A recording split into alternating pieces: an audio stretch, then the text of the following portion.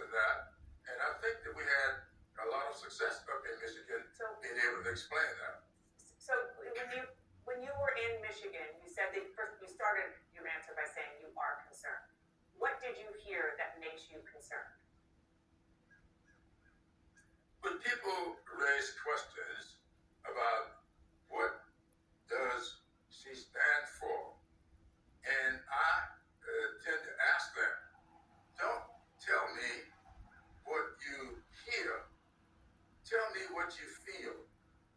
What you feel about her as opposed to what you experienced for 4 years under Trump.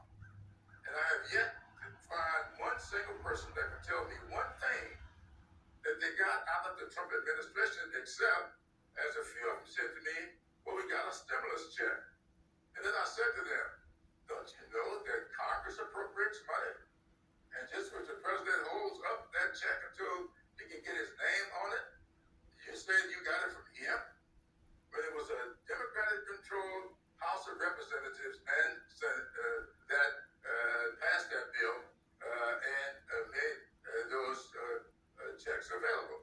So when people get the explanation, it's a better understanding, and therefore you get a much better reaction. And Congressman, I'm sure you heard former President Obama speaking a few days ago, and one of the things that he said, well, he suggested, he didn't say, he suggested that perhaps sexism is playing into the dynamic here. Do you think so? Well, look, this country has never had a woman at its helm. England has had Margaret Thatcher, and people talk about how great she was. Germany has had Angela Merkel, and we talked about how great she was. And this is what I say to people when that issue comes up. Let's compare what women have done in European countries. And I just think that our women here in these United States of America are just as strong, just as energetic, just as smart as any woman on earth. And so when that comes up, I just take people to experience. To me, history is instructive. And then when people talk about things in a vacuum, I think we have to fill the vacuum for them. And it's amazing how many times people tend to kind of wake up and ask different questions when you give them examples to point to. I want to play for you something that my colleague John King heard from a Black voter when he was traveling there, traveling in Milwaukee last week. Law enforcement has not been kind to Black people historically. Often, Blacks in those fields, they have a certain weight that they carry because often that office that pays your bills was not kind to your community. So it's not necessarily a good thing for her.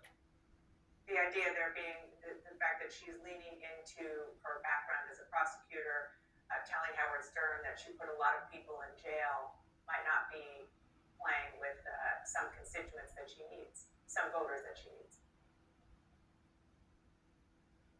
Well, I understand that young man's feelings. I don't have sons that do have 3 daughters, but I had 2 grandsons. One of them is 30 years old, and we have serious discussions about this. I know the history of this.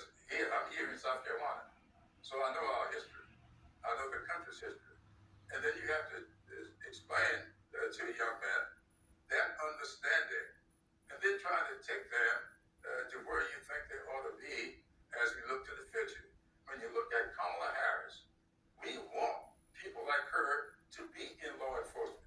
You aren't going to make law enforcement better by avoiding it, and then you can't punish African-American men and women who get into law enforcement and then try to clean up things and make it fair. You punish them for having been a part of it? I don't think so. And so I think we have to have frank discussions with young people, because many of them will aspire, or their children and grandchildren may aspire to be in law enforcement. Last night I was with the NAACP down in North Charleston. A young man, 30 years on the police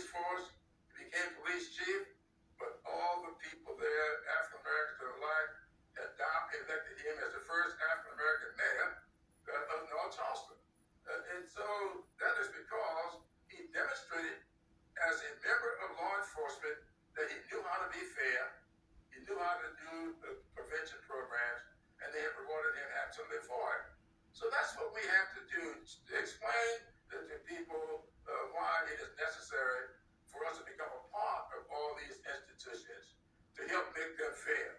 That's what we're trying to do in the United States Congress.